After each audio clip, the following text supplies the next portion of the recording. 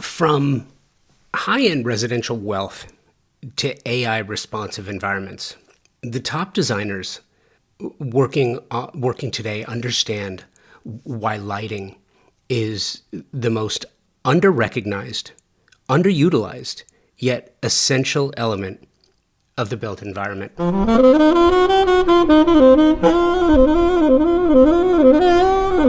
Often the ghost in the machine of interior design and architecture. When it's perfect, you don't notice it. When it's wrong, it's all you can see. In a wide-ranging discussion that you're about to hear, featuring architectural lighting experts from Grade New York and Focus Lighting, the conversation shifts from the utility of turning on the lights to the high-stakes world of experiential design. And I don't say that lightly. We get into it.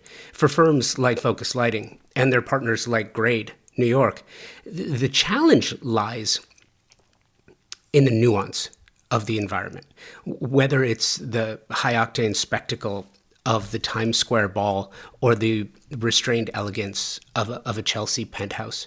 The philosophy remains the same.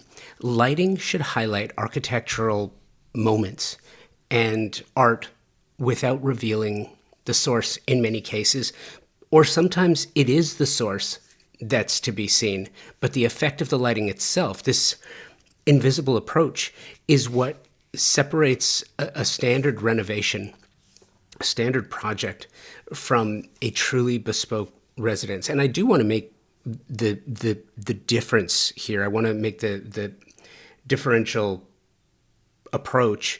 It's different between a lighting fixture, something that emits light, and what the light actually does. And I think it's a nuanced conversation. The dialogue also touches on the psychological divide between rich and wealthy clients. While some desire flashy, obvious fixtures, the most sophisticated projects utilize layers of light integrated into millwork, hidden in suede ceiling features or tucked behind undulating panels to create a sensory experience that feels natural and inevitable.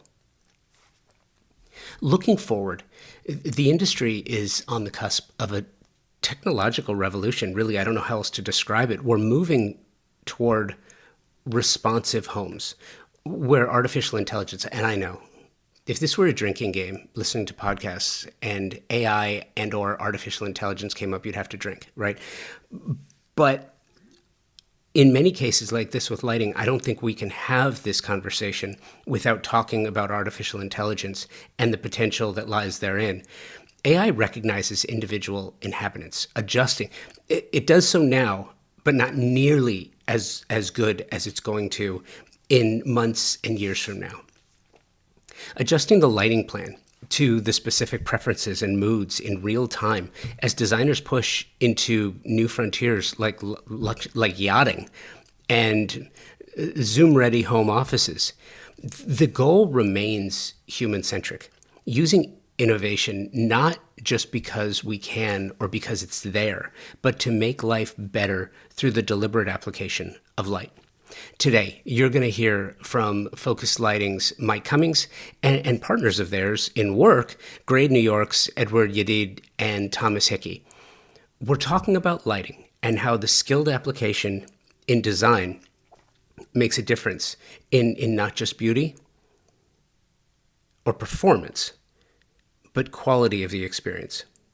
Some of the core concepts that I want you to pay attention to here are the power of layers, the wealthy aesthetic, collaboration, and how it's mandatory, the future of AI responsiveness, and subtle differences between residential and hospitality design. And you're going to hear all of that right after this. At the highest level of design, the absolute best specifying designers, architects, landscape designers are all highly focused on the technology and performance of products and materials today. You have to, because the products you specify for your projects have to perform and they have to last. That's one of the reasons why I am so proud to be working with TimberTech. Their focus on the technical renaissance of synthetic decking is literally changing the conversation about innovation and performance. It pulls focus on three priorities homeowners have and expect from the products their designers and architects specify for their luxury projects. One, aesthetics must match the overall design and fit visually. Two, durability and maintenance. I've told you about my board flipping stories from my own wood decks. Clients not only want beauty, but they want ease of use, and they want it to last for decades. Three, sustainably made. Clients are more conscious of the environment now, and they want the same of their materials. TimberTech hits each one of these elements with a product that not only meets expectations, they exceed them. TimberTech makes a synthetic decking that looks just like wood, color and embossed wood grain for a natural appearance. Their composite decking is technologically superior, as it has been created to last for decades, and it's manufactured with up to 85% recycled material. Their advanced PVC, vintage, and landmark collections have a Class A flame spread rating, making these products an amazing choice for wildfire-prone areas, which unfortunately continues to grow on the risk map. Check the show notes for more information about this and to find the nearest showroom or lumberyard where you can find TimberTech, or you can check them out directly, timbertech.com. It is funny because we've already covered college football. We've already covered the pandemic and lighting at home, but it is funny because you bring up the Super Bowl, and this is actually one of the places where I wanted to kind of start today, because I am fascinated. What you said, Tom, was that it's like the difference between being at the Super Bowl or or watching it at home. Mm-hmm. It's all about experience, right? And I can tell you, I was at the Super Bowl.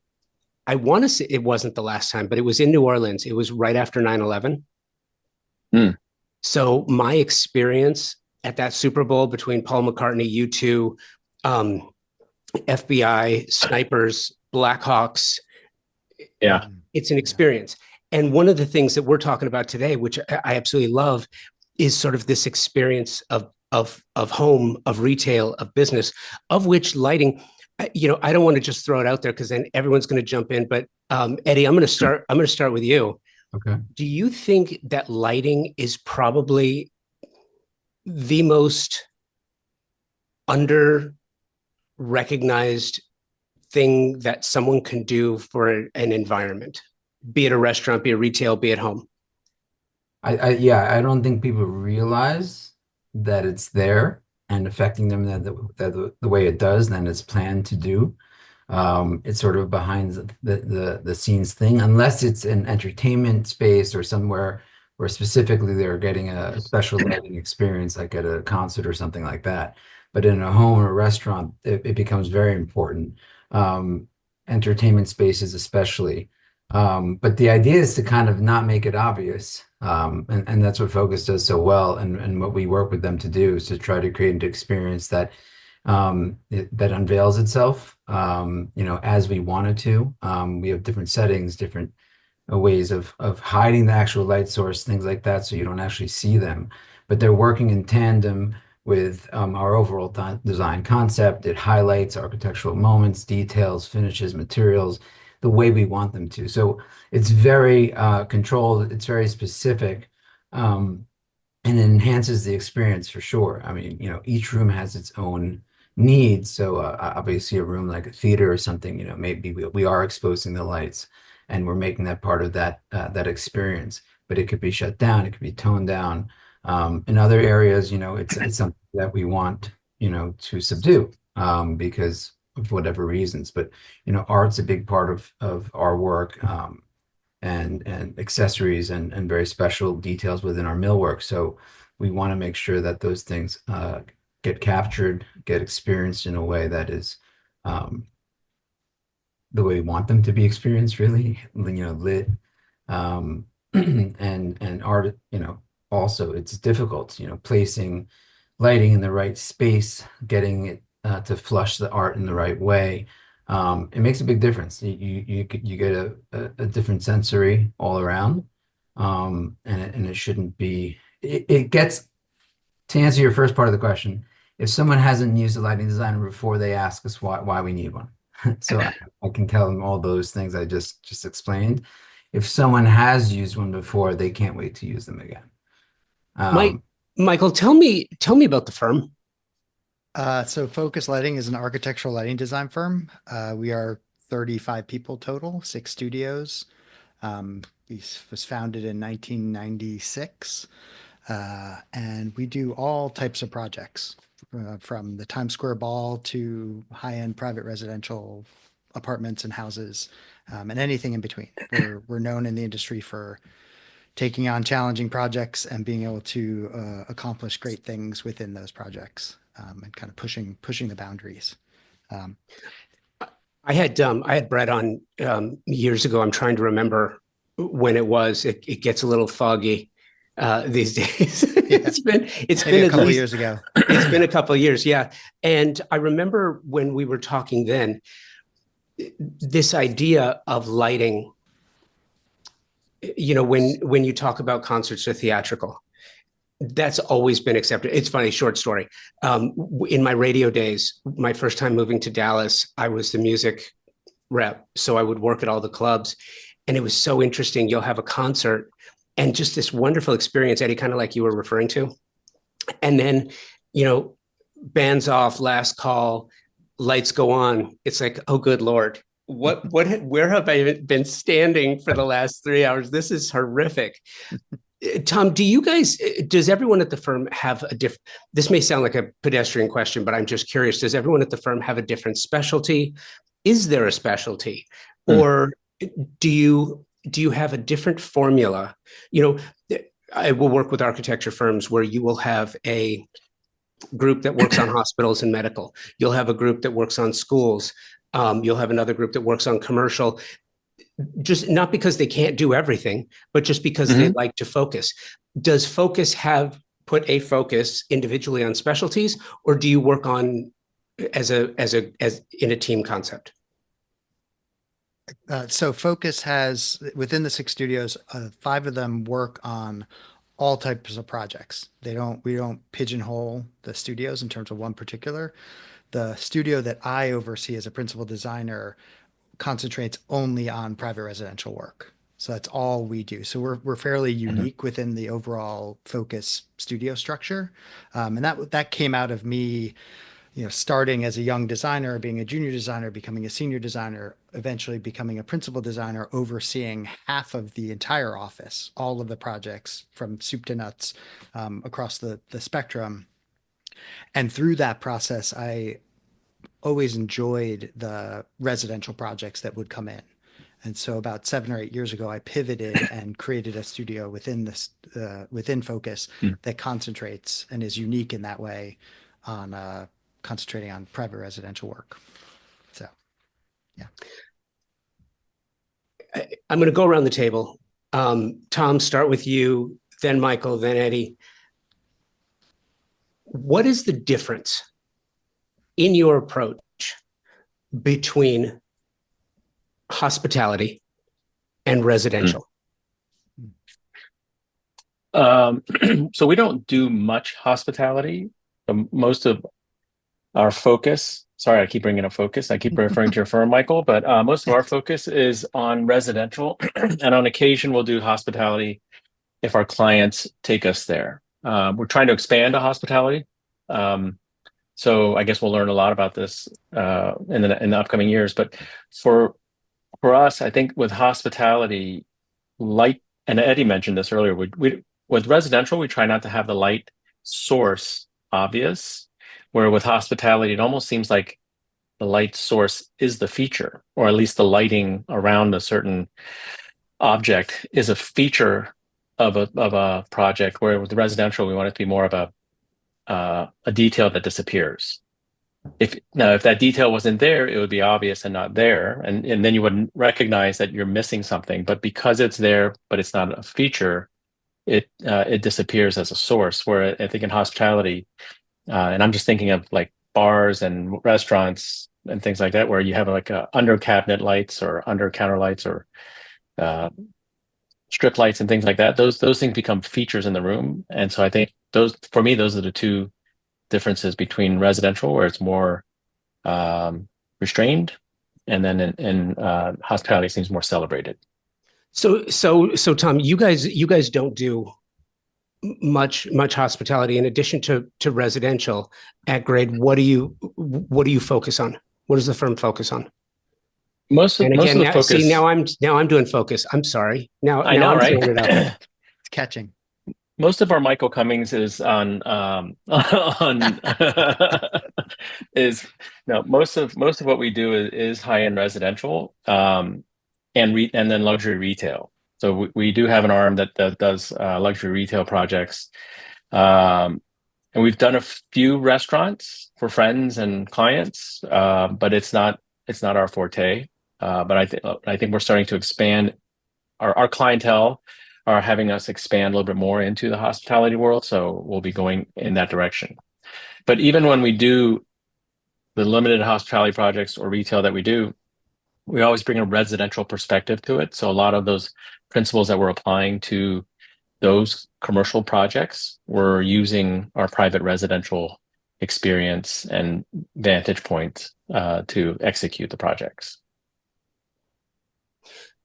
Eddie, how do you remember when you first started working with Focus? Was it with Michael? Was it with someone else? Do you remember the first project?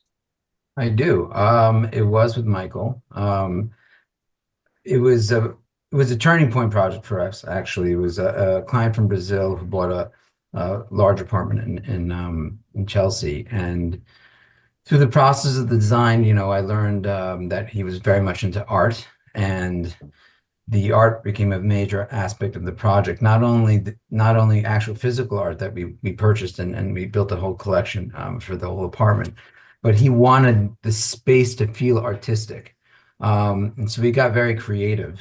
There's several aspects of the project where we created artistic moments. Over the dining room table, we created this beautiful suede feature that actually looked like a petal almost, and we had lights dripping down that felt like water droplets that fell onto a glass table, and we even designed the carpet to feel like the water was spilling out from there.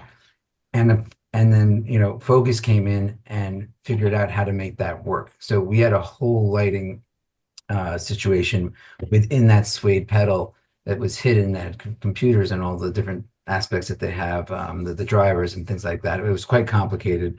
And in addition to that, this was the time that we started to work with them on thinking about new ways to light up art that hadn't necessarily been done prior. And I'll let Michael expand on that. But there were other areas where we had like panels in a TV room that were undulating, and we had floating shelves.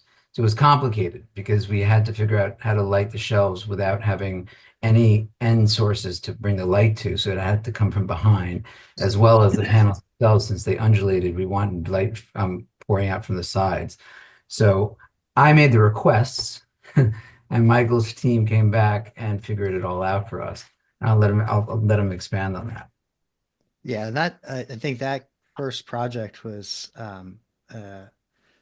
there was a lot of collaboration that happened with that. And I think that's a key aspect to any great project, is that Eddie came with the vision. He wanted this idea, this image, this vision. And it wasn't just how to integrate the lighting into the various aspects. It was how to see the entire room and how those various lighting features were going to impact and affect and create the environment in that room.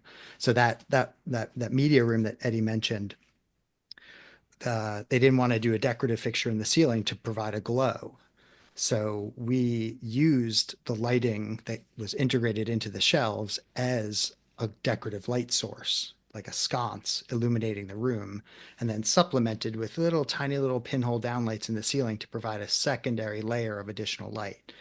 And so it was that sort of risk taking to accomplish a fully, sort of fleshed out design that would accomplish a room that would feel good, look good, and be able to be controllable, was a process. And it was that collaborative process of mock-ups and samples and reviewing things in person and looking at materials and seeing what would work was really key. But a lot of back and forth.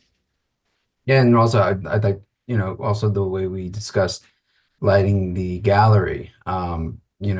Typically art lights are quite big.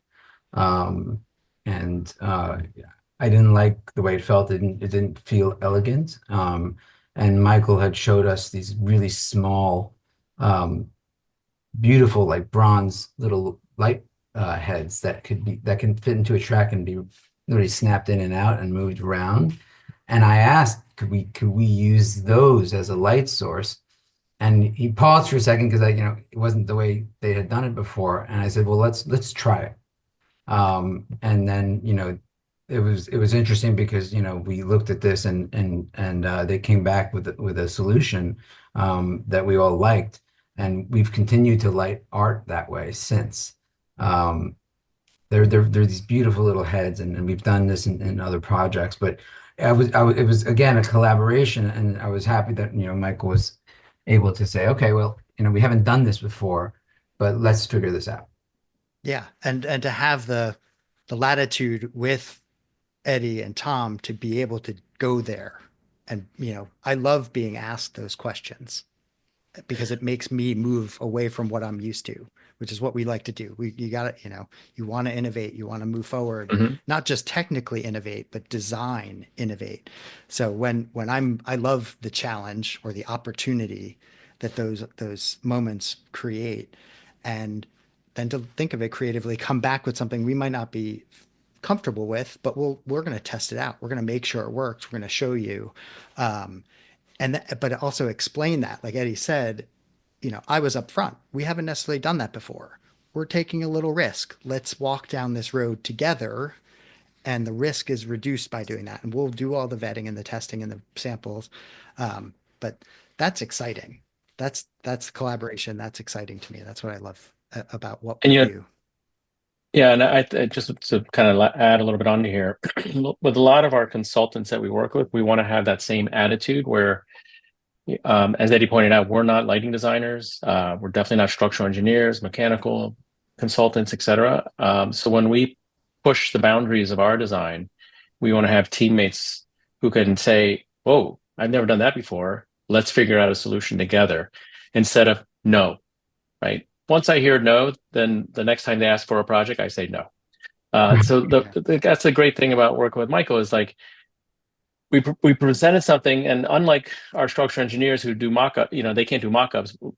Michael's like enthusiastic about making mock-ups and like, let's check this out, let's test this out before we start spending a lot of money to make it and find out it doesn't work. So there's just so exciting and fun for the teams to work together in this capacity. And that's what makes, I think, Michael, you mentioned collaboration.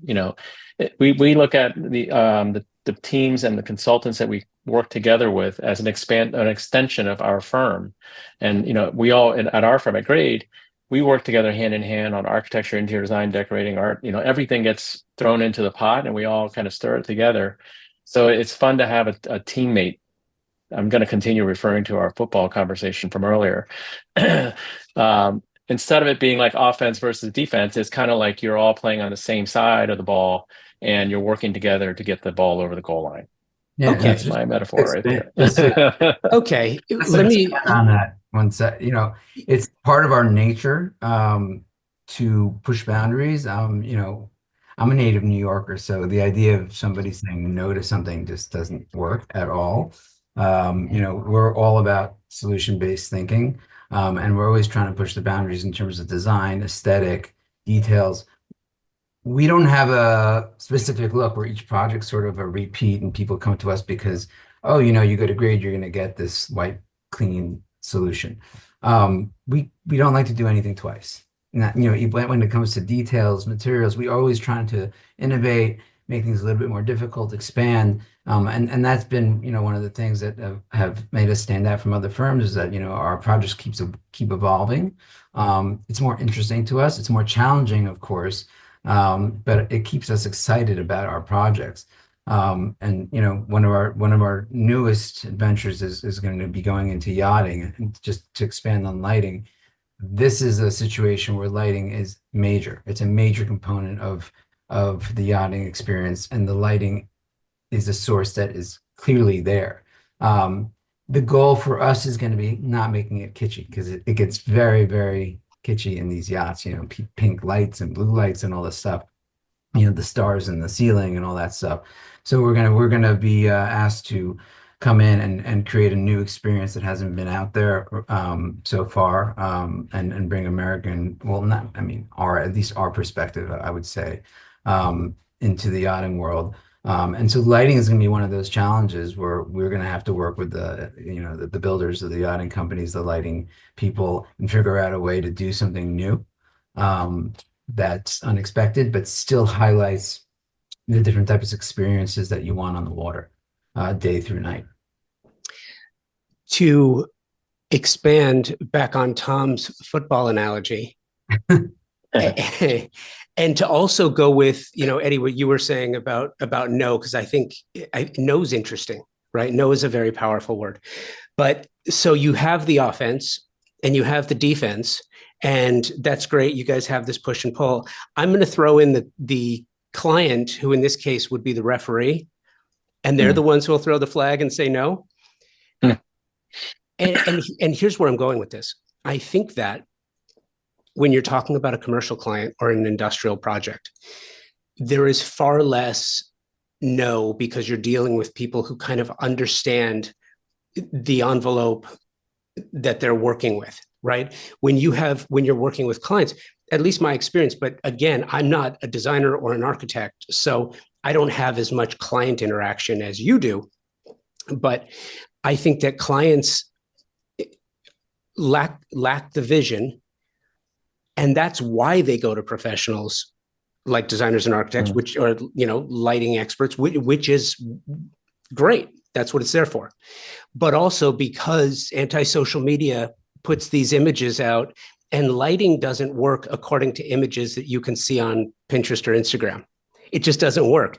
So when you have a client that's bringing you, and I'm talking specifically in residential, because I don't think you get this in hospitality or commercial, but you get a client who brings you a picture and says, I want this, when you can't see the lighting. If it's done right, you don't actually see where the light is coming from. It just works, right? How do you have these esoteric conversations? How do you have these nebulous conversations with clients, specifically on the residential side? And how do you work together to help a client understand what it is that they're actually asking for, even though they don't possess the vernacular to tell you exactly what they want? You want to take this? I think at Grade, we're very fortunate that our clientele come from a certain socioeconomic background, meaning they're rich or wealthy. Wow. Tell me the difference between rich and wealthy. Yeah. As specifically as it relates to the work. I think it's the value system that wealthy people have versus what rich people have. So in my opinion, rich people are flashier. So they want to see the light fixture. Eddie and I are interviewing with a potential client right now. And I just visited his home in Dubai, and it was so in your face. And he was very proud to walk through it and say, this is a piece from this person, and this is a this, and this is a that, and this. Whereas if you walk through one of the projects from our clients, to them, this is just their world, and so they're not going to sit there and point out, oh, here's a condo, and here's this person, and here's this painting, and this costs this much, and that. So in my opinion, that's the difference between being rich and wealthy. I'm sure, again, there's a lot of different layers to those two word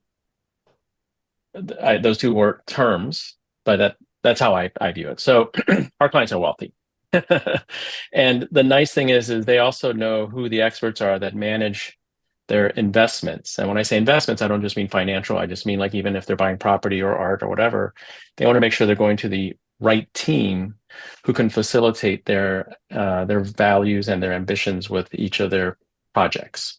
So in that sense, we don't necessarily have to convince our clients, hey, you need a lighting designer, or they usually understand that, okay, for me to get the best solution, I need to add in the layers that a lighting designer, and specifically with focus, but Michael's, because we worked mostly with Michael, the capacity of light that they bring into each project is not obvious, because you don't just if you just turn one light off, there's still other lights on in their program, so that it doesn't really diminish the value of the light. But what it does do is it doesn't make it complete.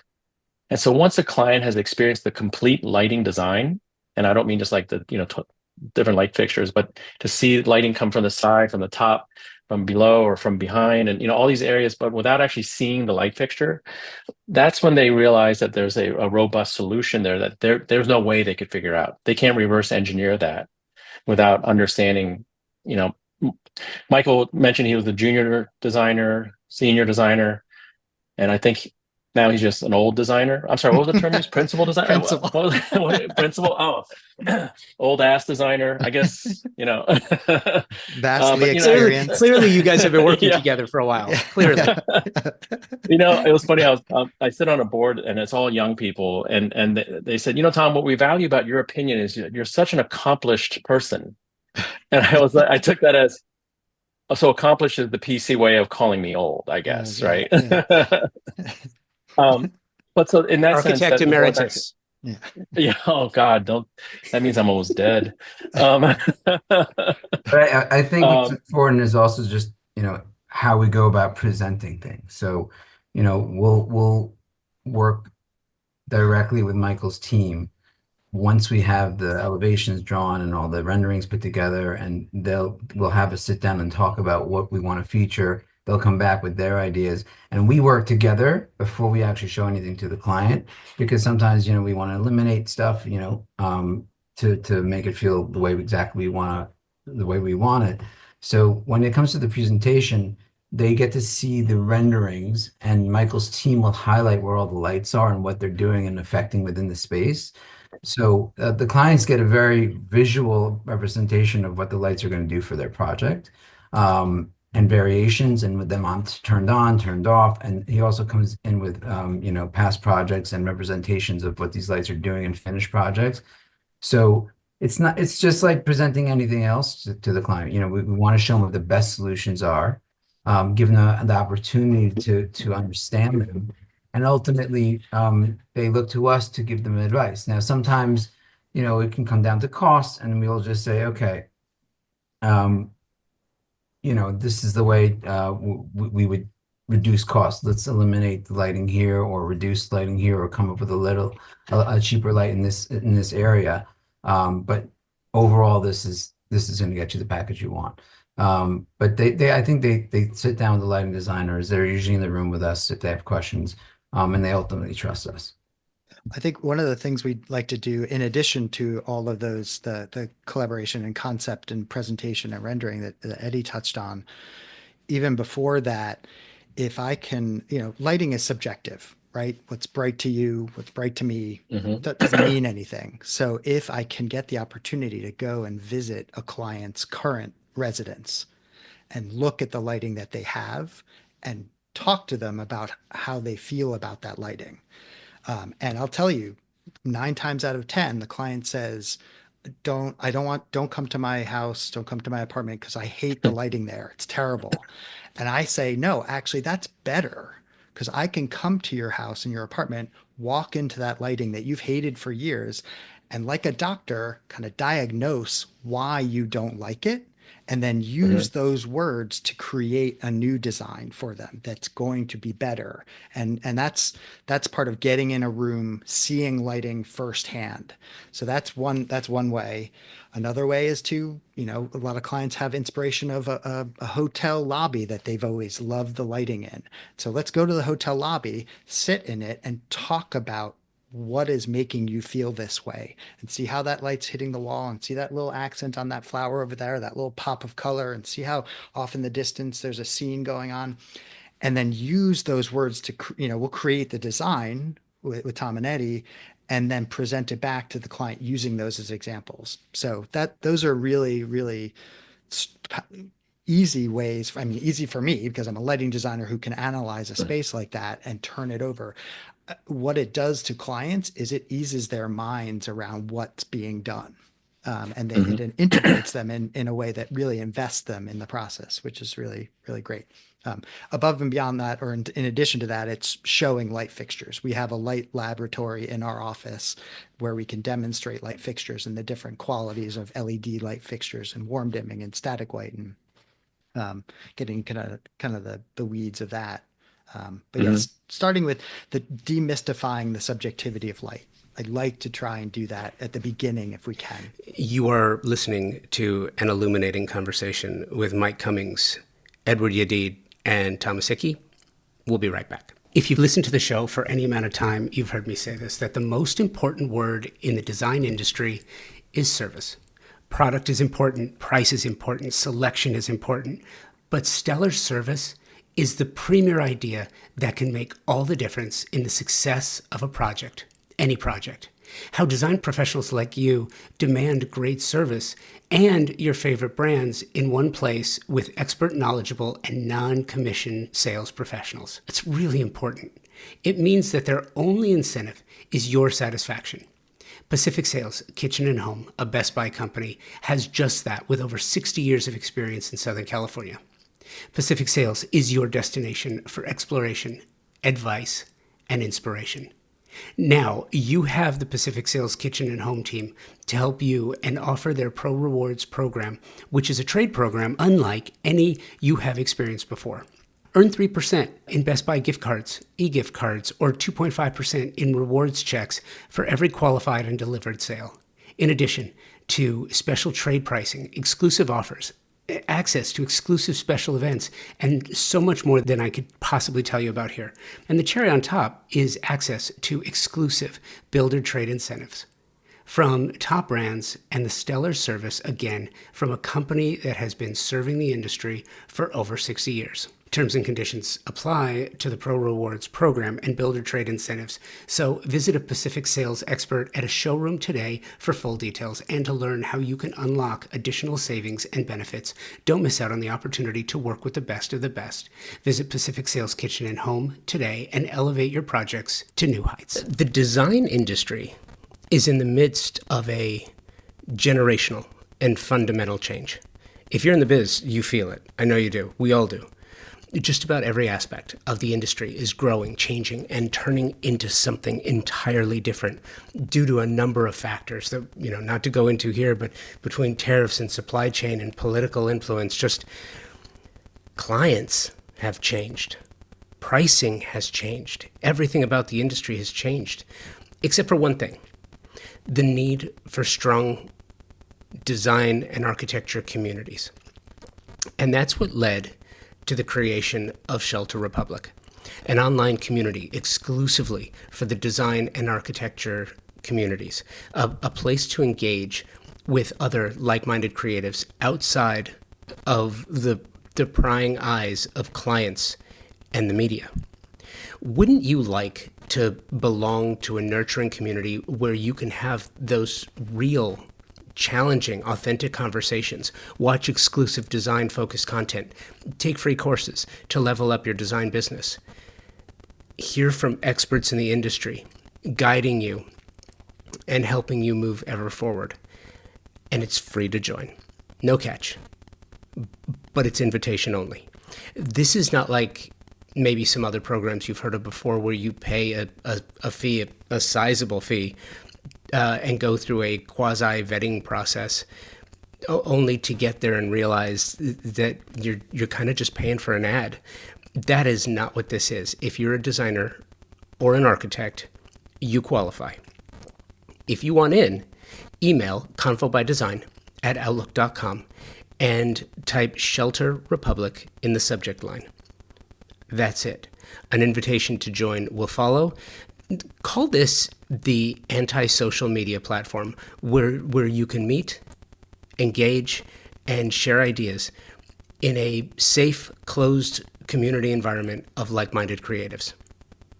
That's what this is. And like I said, it's free to join. Send an email, convobydesign@outlook.com. Subject line is Shelter Republic. It's that simple. And like I said, it's free to join. See you there. There's a lot to unpack there, but one of the reasons why I love having this conversation as much as I do is because, look, I started this podcast a long time ago because I love architects, I love designers, I love interesting companies that have to do with the built environment, residential, hospitality. I just love architecture. I love design. And I think it's interesting. Anyone who's listened to the show knows, and I'm not going to start on it, but every year around this time, we're recording this in early February. Last month, January, I would just rail on it's the silly season. It's the time of year when all of the trends come out. Like, here are all the things you're not going to see in 2025. Here are all the things you're going to see in 2025. What's really funny is to notice the difference and then to see all of the things that are on both lists.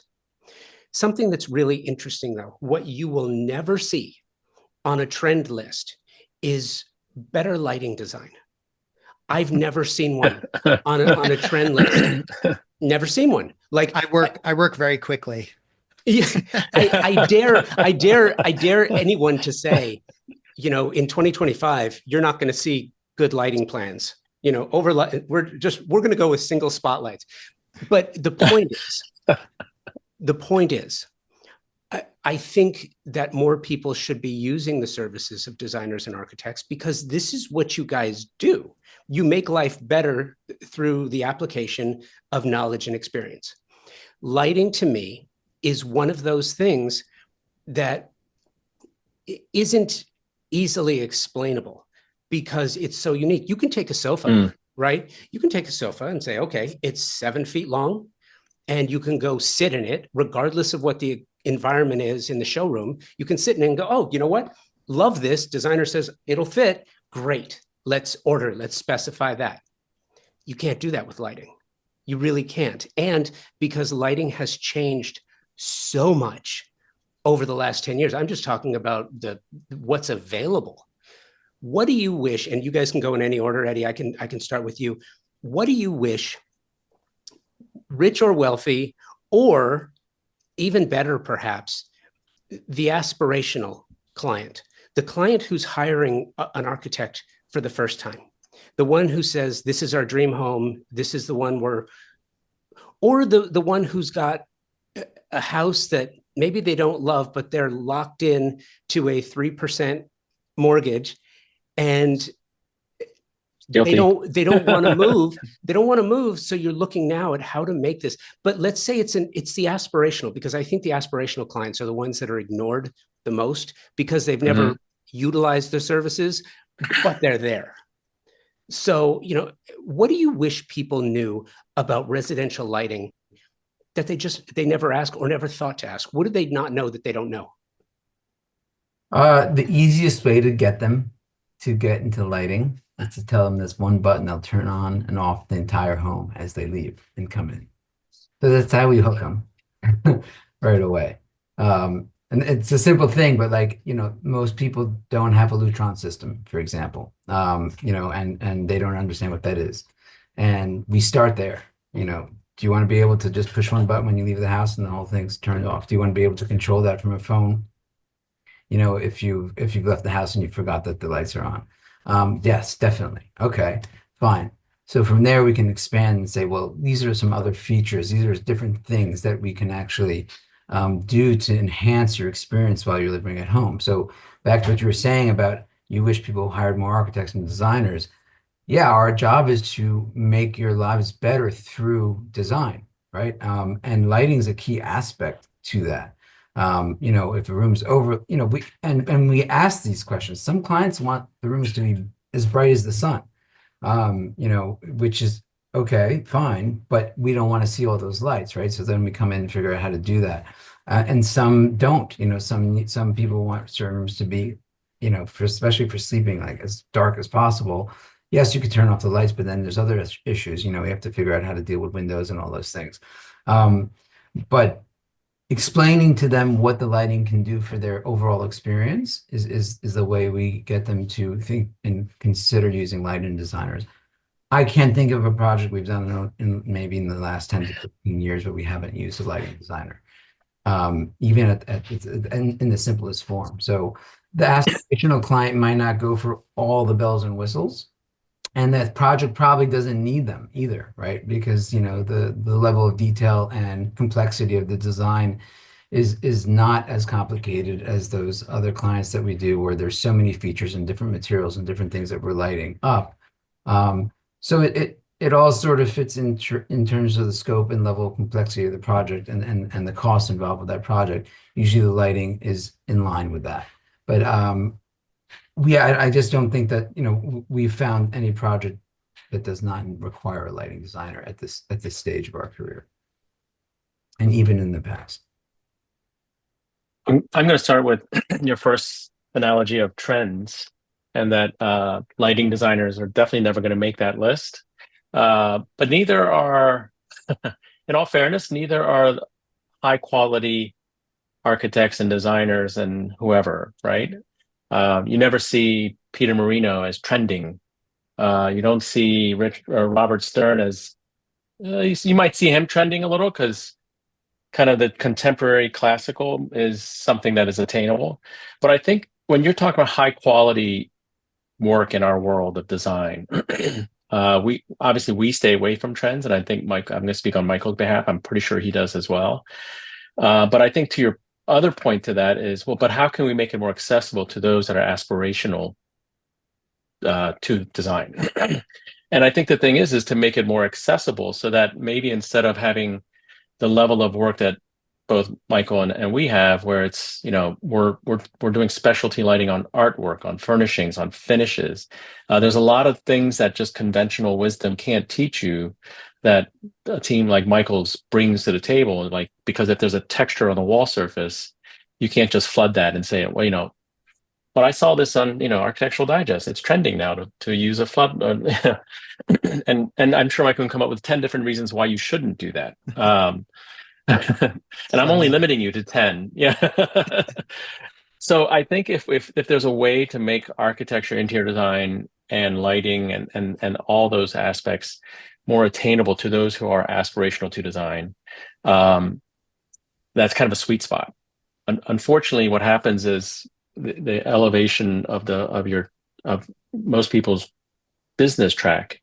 We go from having a couple aspirational projects to then being, one of the more elite, or at a table full of elite who allow us to do really high quality work.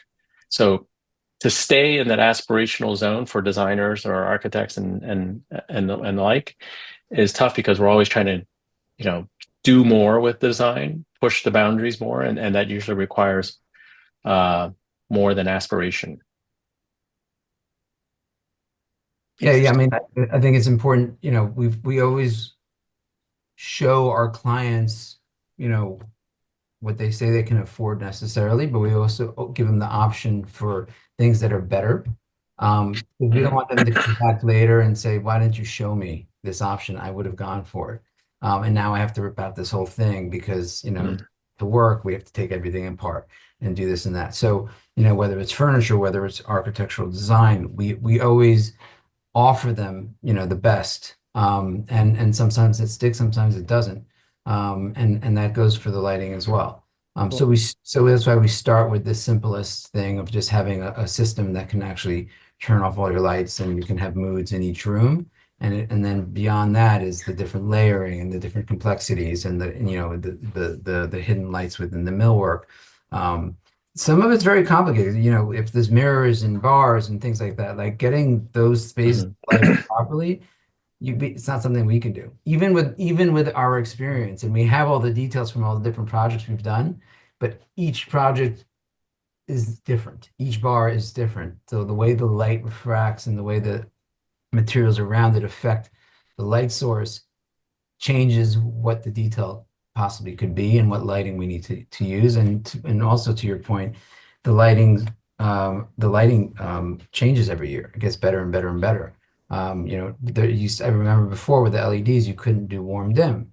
which was something that was a big issue. And now and if it did, it flickered, when you got to a certain point. So we stayed away from it. And now well, I'll let Michael expand on this. I think they got it pretty much down where you can do warm dim and it feels like a regular light bulb at 3,000 to 2,700, 2,500, and you can control those things on one LED fixture. Yeah, that's the ideal. But I think just expanding on what you're saying, Eddie, that setting clear expectations for a client is critical for the success of a project, right? That they understand what they're getting and they have input on that.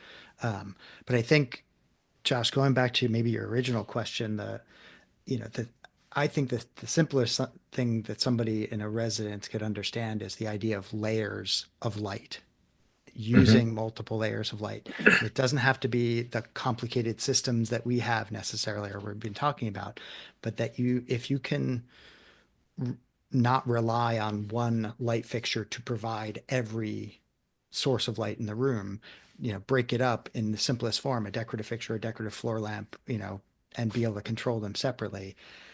In terms of educating people on what they should be doing in their homes, that would be the first step. Second step would be dimming, being able to dim light fixtures and control them. One of the ways we talk about that with clients is I have a series of images of a dining room, and the dining room has 6 separate layers of light. And I show the dining room perfect picture, and then I walk through each individual layer of light turned on by itself and describe what it's doing, and that by itself, it's not doing everything, but it's part of the team, to go back to Tom's football analogies. And when you use that team appropriately and dim them and compose the space, the more layers you have, the more ability you have to kind of create that environment. And from my point of view, lighting design is a double-edged sword. The better job I'm doing, the less you appreciate it, which I'm perfectly happy with. You know what, though?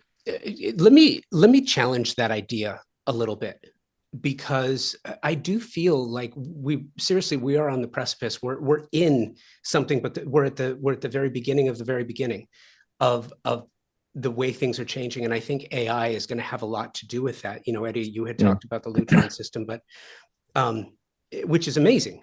I had worked with Crestron years and years and years ago, 2012 maybe, on a design house project, which was really interesting because that was my first experience with the whole automation process, and I thought it was fantastic.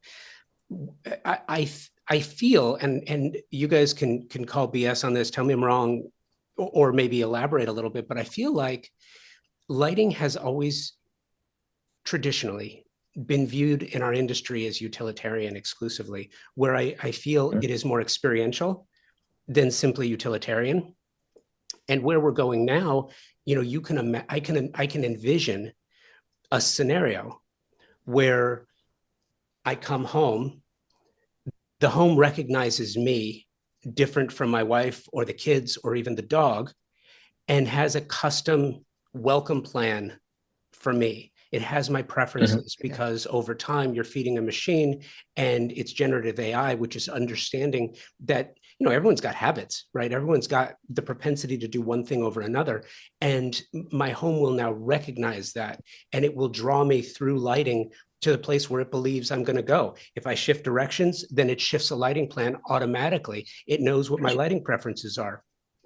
To take it one step further, it can tell the difference between my wife or myself. So I go one way, she goes the other. The house recognizes that and automatically responds. It's not just about not hitting a light switch. It's about a responsive home, which I don't think we talk about enough.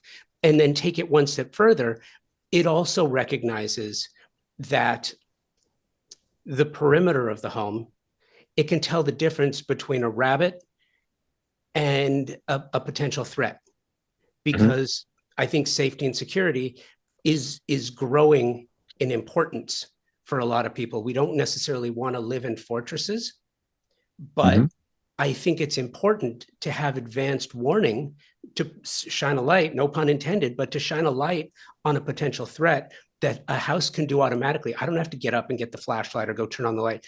I feel like this is kind of the next iteration of what's coming in lighting and lighting design.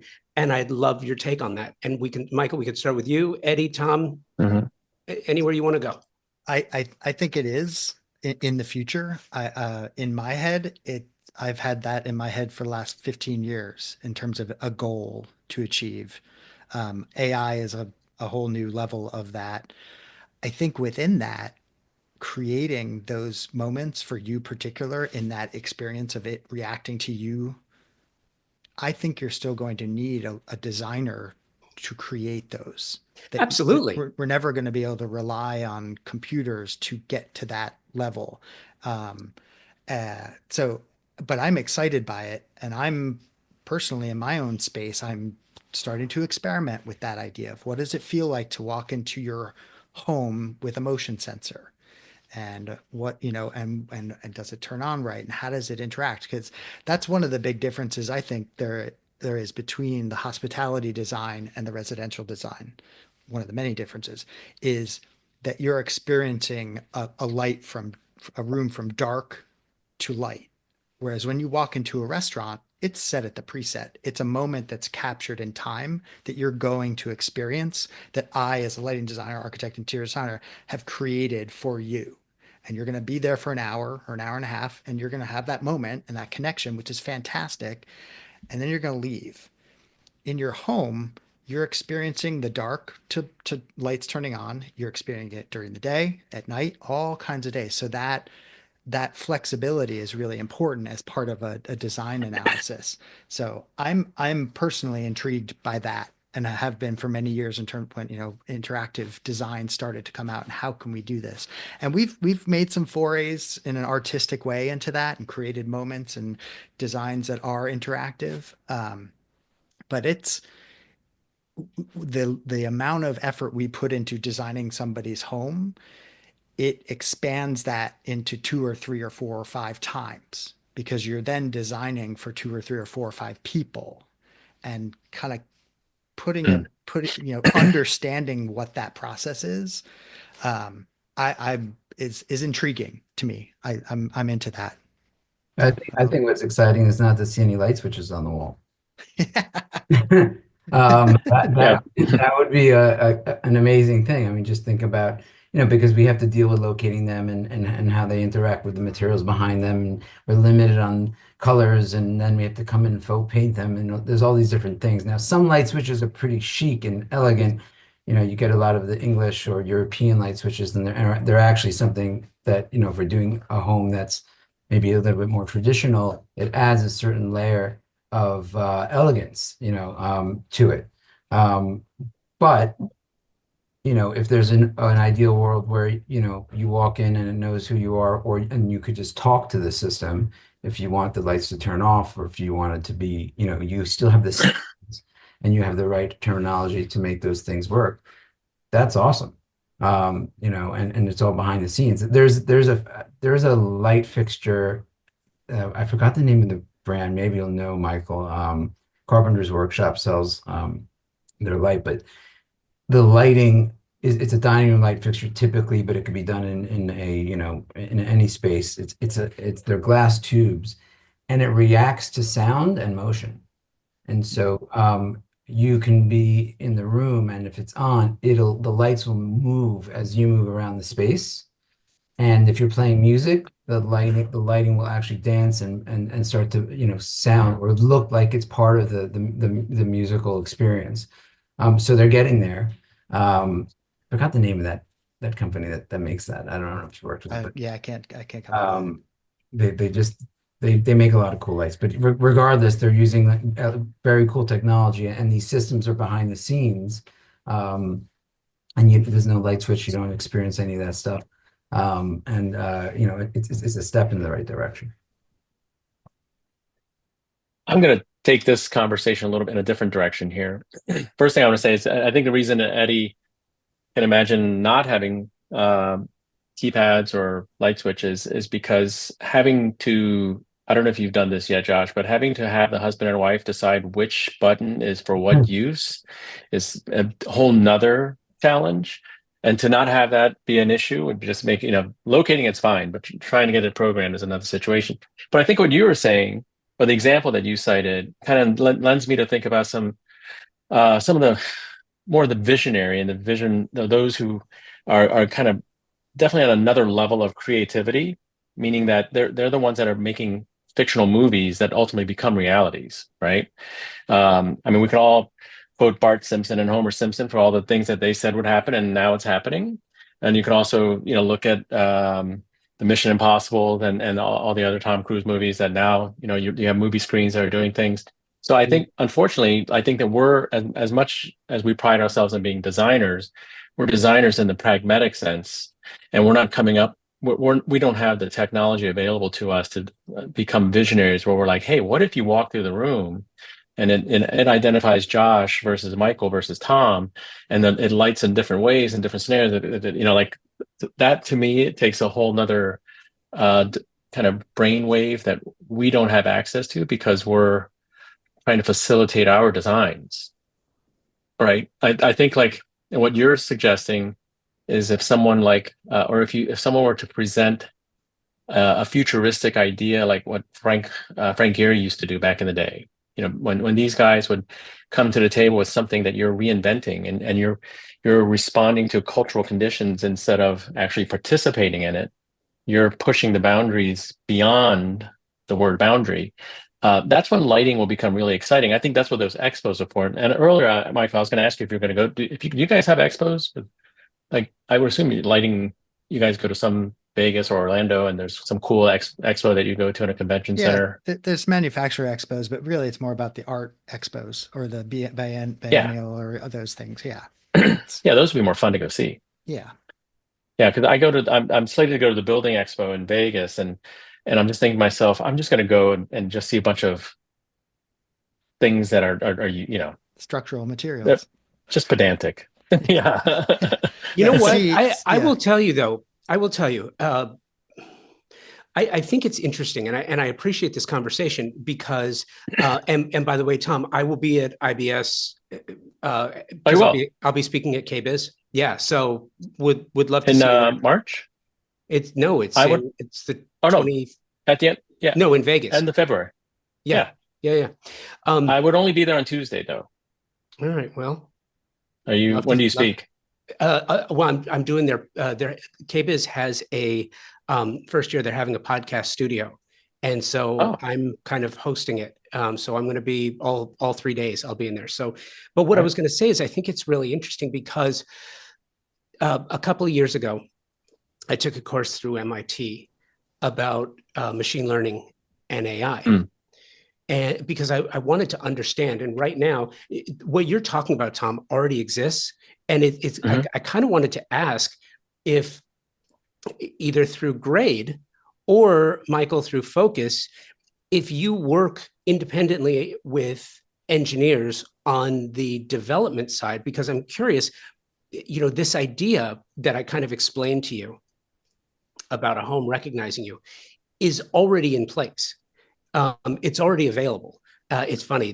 There's a movie on YouTube. It's called the Modern Electric Home. The Electric Home. It was done in the 1950s by Westinghouse because they were trying to sell electrification.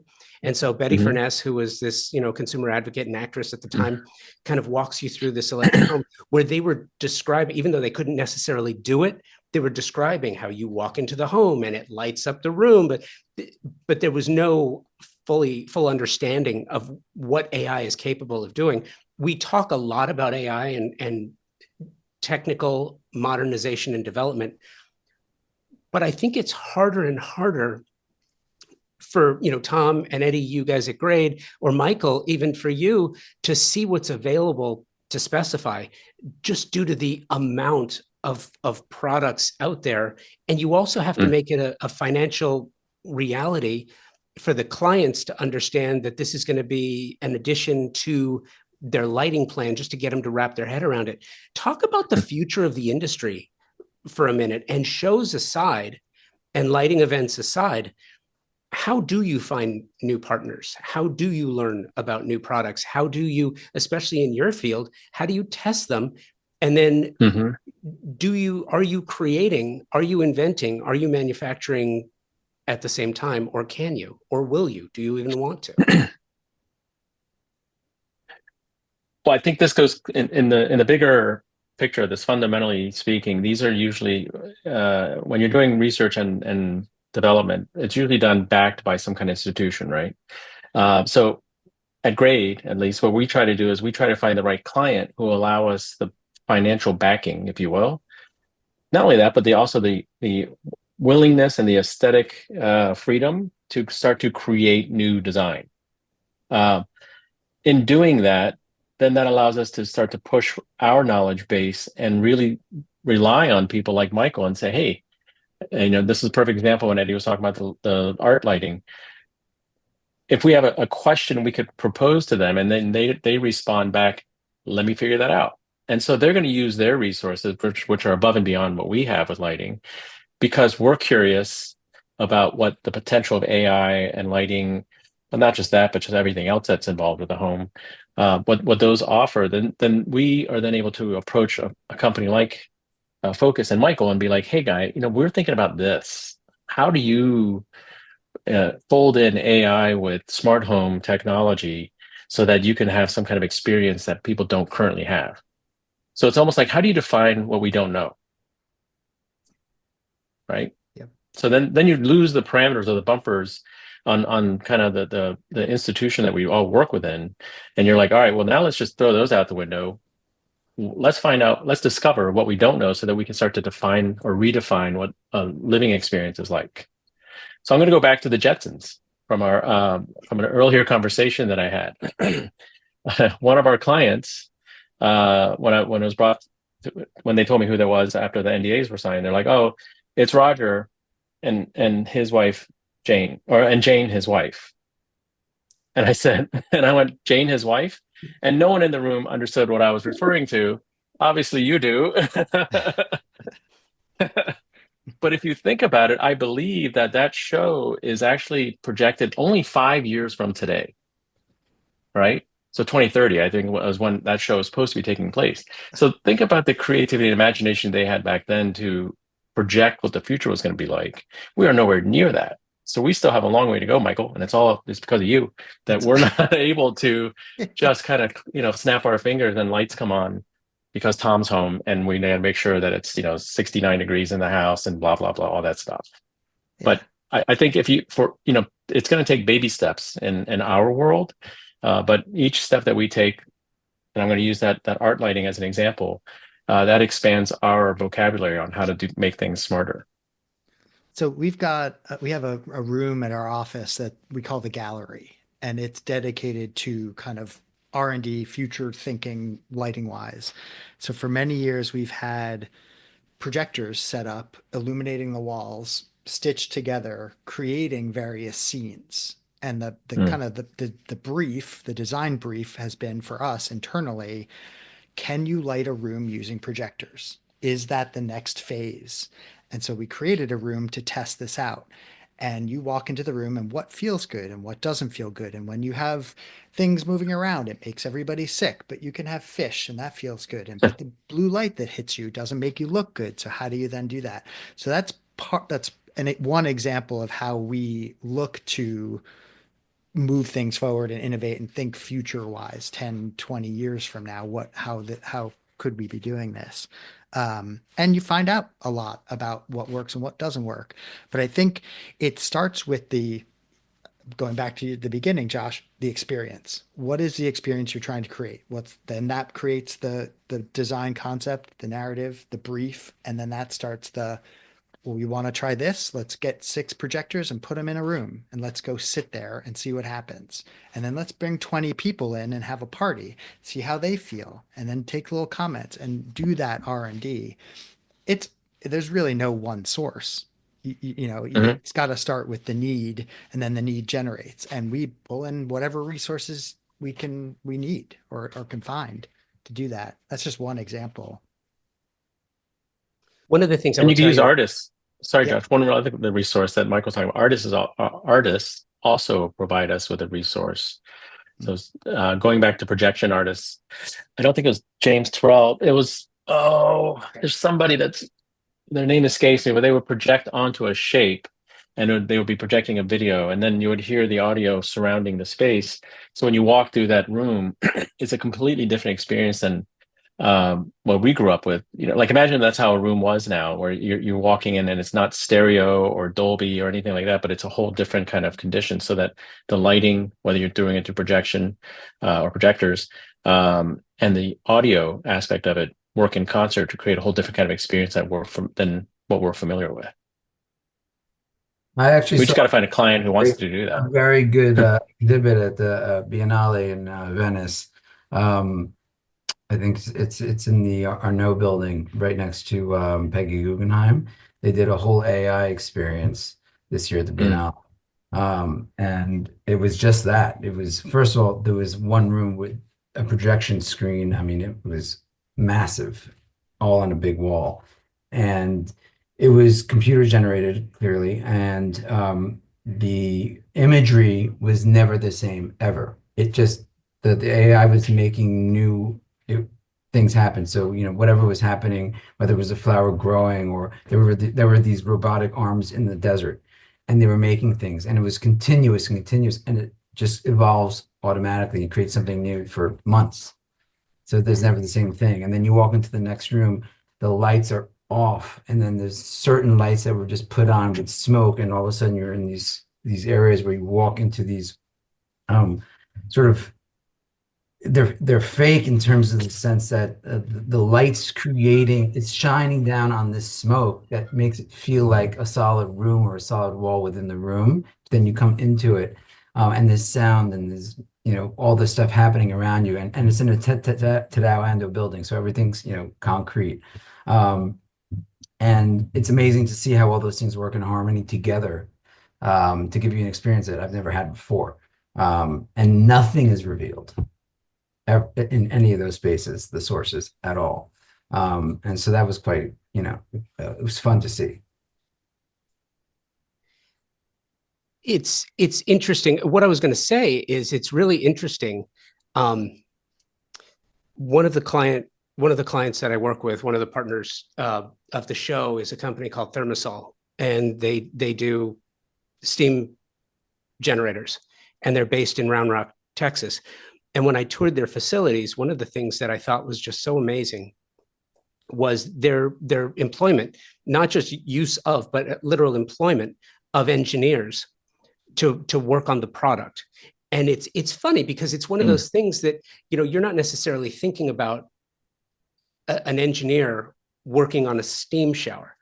But then when you go down there and you understand it's not just about the actual manufacturing of the product, but it's the integration between the chromotherapy and what the chromotherapy does in addition to aromatherapy and the steam and the enclosure, the envelope, and the integration between the interface and the experience.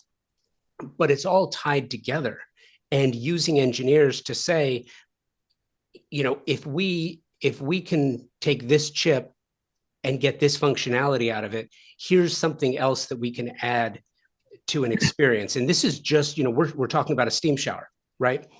You take that, because, and I talk specifically about kitchens and baths, on residential projects, because I can't think of two spaces, save for the outdoor spaces, but kitchen and baths have changed so much over the past 5 to 7 years. Bathrooms are like spa experiences now. Yeah. And I really do feel like the lighting is one of those things. Jazzy Pedrosa Watson is currently unavailable. Oh. Uh-oh. Please. Uh-oh. See, Did we lose? Yeah. See, it's funny. AI is definitely listening to our conversation, and maybe, I always wondered about that too. I wondered if, because of connected devices, if AI is listening to these types of conversations and coming up with solutions in real time to the conversations that are being had, or at least feed a machine. I don't know. They are on our phones for sure. Absolutely. I mean, we know Yeah. that.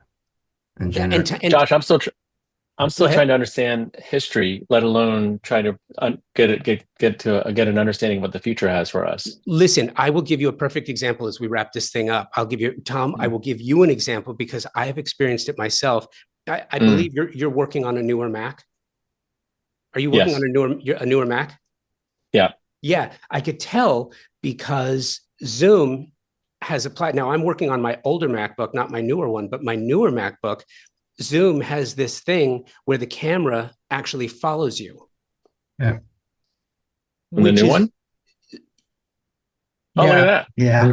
that. so, and that's how I knew that you were working on a newer Mac because it's kind of tracking you, Oh, which I wow. think, which you talk about experimentation and advancements in real time.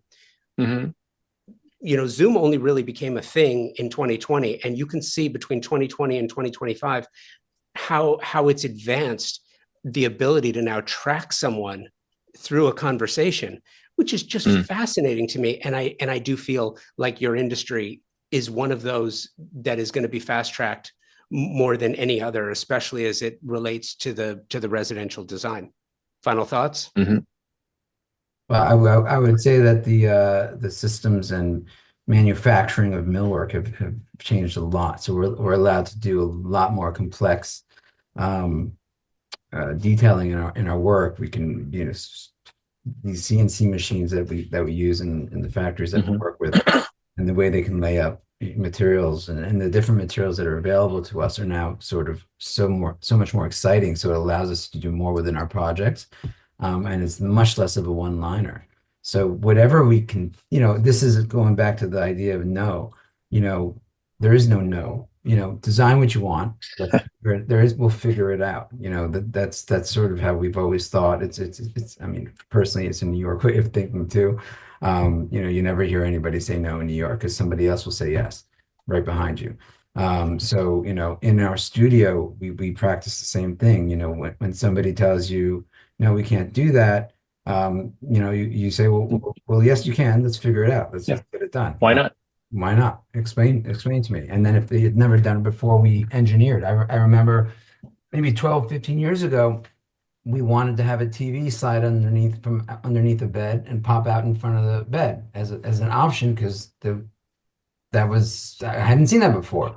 And we worked with our AV consultant and they used different parts from different things and we made it happen, you know, test and trial, and it cost a lot of money. The guy, this goes back to the clients of being wealthy, and you know, I'm not going to speak to what's wealthy and rich, but you know, the guy said, that's what I want, make it happen. So we made it happen. And now you can just buy a contraption off the rack that Mhm. does that. But it didn't exist 12 years ago. And you know, they're far superior, obviously, but you know, we had to make a makeshift thing. So we used like a simple track, and then we had to create a backplate that covered the wires in the back of the TV so it would look pretty once it was up. But those are the types of things that, you know, I think are exciting too. Is to just push the boundaries. You have an idea, it hasn't been done before, we'll figure it out. Yeah, And Tom. guys like Michael to make. Here is a question that every New Yorker asks, not every, half New York asks, and it definitely is a no answer. Are the Jets going to win the Super Bowl next year? And we'll end on that. No. I could expand the timeline to ever, but that one could be argued. You know, what I was thinking was Eddie got really into more the granular of the bigger thing that I was thinking, which is that given all the new technologies like Zoom calls, you know, and the like, our clients now require additional programming in their spaces. So one of the projects that we just finished with Michael and his team was a townhouse where each level had it was a townhouse, but it was used more as a hospitality space. And each level had a different kind of technological experience to it, partnered with like a kind of a cultural experience. He wanted each floor to feel different. But he had one room where it was like he was going to be having Zoom calls. So now you have to have a room that's fitted out for that so that the sound, so, you know, like if Michael loses his headphones and mic again, the room is already has a redundant system to capture that. So these are kinds of things that now, as architects and designers, when I started my career, or even 5 years ago, if you said you have to design a Zoom room, I would not have a clue what you're talking about. But now it's become a part of our vernacular. and all of our projects have something to that capacity, right? So I think that'll continue to evolve and become different. We might all of a sudden instead of having the headphones and stuff, there might be better quality things that we can all experience. So we can just stay at home and do these kinds of meetings instead of having to go in and, go into Zoom rooms. Yeah. Michael?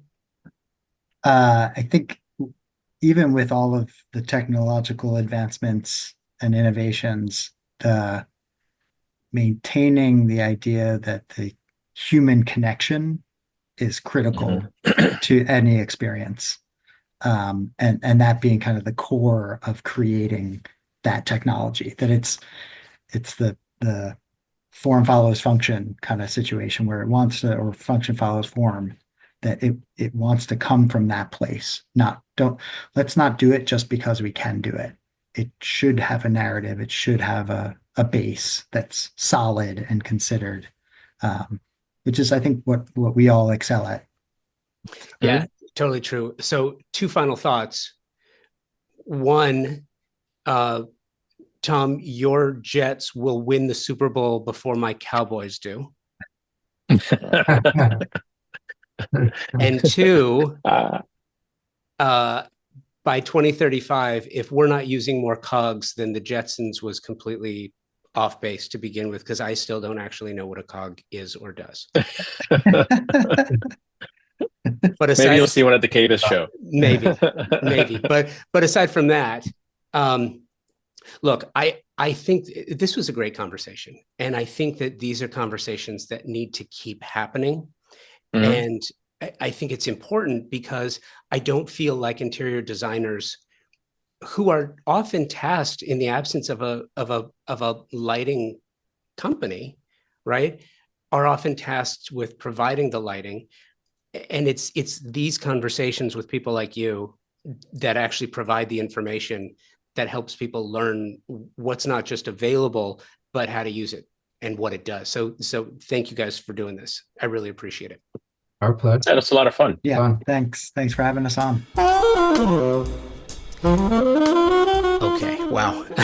Thank you, Mike, Tom, Eddie, for taking the time to share your thoughts. Thank you to my incredible partner sponsors, Pacific Sales, Kitchen and Home, TimberTech, and Best Buy, and Shelter Republic, for their sponsorship of Convo by Design, which allows me to seek out sublime design stories from beyond the work itself and showcase unique personalities, chasing new ideas and changing the way we think about design and architecture, and then present it to you. So please give them an opportunity on your next project. And you heard me mention Shelter Republic. It is a community exclusively for the trade. And if you want to be a part of it, email me, convobydesign@outlook.com. Thank you for listening and sharing this journey of ours. 2026 marks 13 years of constant publication of the podcast with over 700 interviews. And I love having these conversations, so please keep those guest suggestions coming, as well as thoughts on where you might like to see the show record live. convobydesign@outlook.com, and on Instagram @convobydesign with an X. Thanks again for listening. Until next time, be well, stay focused and driven so you can rise above the chaos.